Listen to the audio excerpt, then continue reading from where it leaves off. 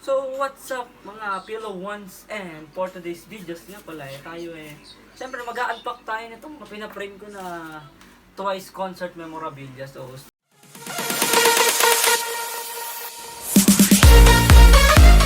starting from this one, ito ay banner. So, concert banner to na pina-frame ko sa Dre Frames Malolos. Ayan. So, mura-mura lang yung magpa-frame sa kanila ng mga memorabilia. So, naisip ko siya ipa-frame since kasi ito naka-post sa page ng Twice nung nag-picture-picture. So, ni-raise yung banner na to. So, ito talaga originally na ginamit. Tapos nakuha ko dun sa Philippine Arena while entering the arena during the Ready to Be concert nung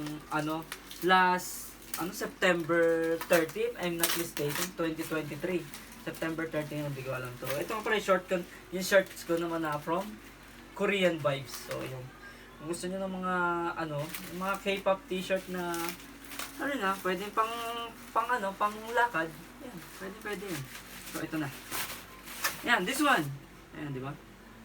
Focus mo, pre. Yan. Napakaganda, di ba? So, ito yung banner na ginamit namin nung concert nung Ready to Be. So, ayan, tinaas namin niya ganun. So, naka-post to sa page ng Twice. So, nalukot na nga siya dahil sa pagkakatabi ko dun sa envelope, naka-fold siya. So, yung iba na ito na ipamigay ko rin kahit lukot. Hiningi rin sa akin ng mga kakilala ko na fan din ng Twice. So, ito sa dalawa, meron pa dito dalawa. So, banner din to at saka yung isa, yung sa Oishi X Twice. So, buksan din natin. So, ito may kalakihan. Kasi alam niyo naman yun yung poster ng Oishi X Twice. Noon yung sa worth 300 na chips yan ng Oishi na may laman na QR code na may code doon na pwede kang manalo ng pan meat ticket para makita mo yung Twice. So, hindi lang naman pictures ang kasama din na malaki. So, may kasama din siyang photo card or minsan naman ang nakalagay dun sa binibili ng worth 300 is tawag dito. May kasama siyang lagayan ng photo card protector. So, ito medyo nahihirapan ako buksan to.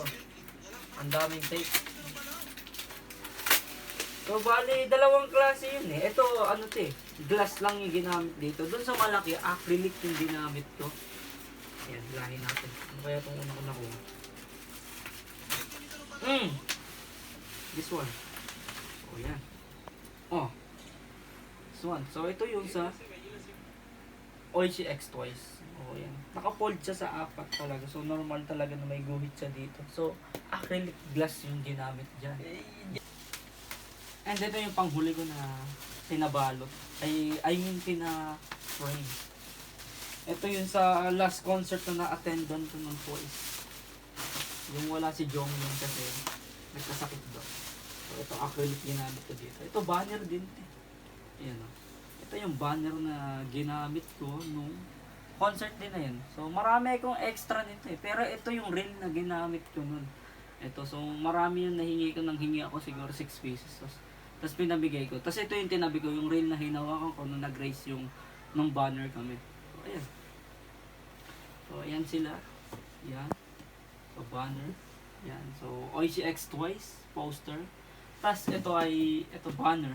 Ayan. Banner nung This is for concert. So, ito yung shirt din na suot ko nung concert nila. Yan. So, this is for na 6 world tour nila yun Tapos, ito naman yung Ready to Be 5th World Tour. Puro sa, puro siya sa Philippine Arena ginanap. Yan. So, that's all.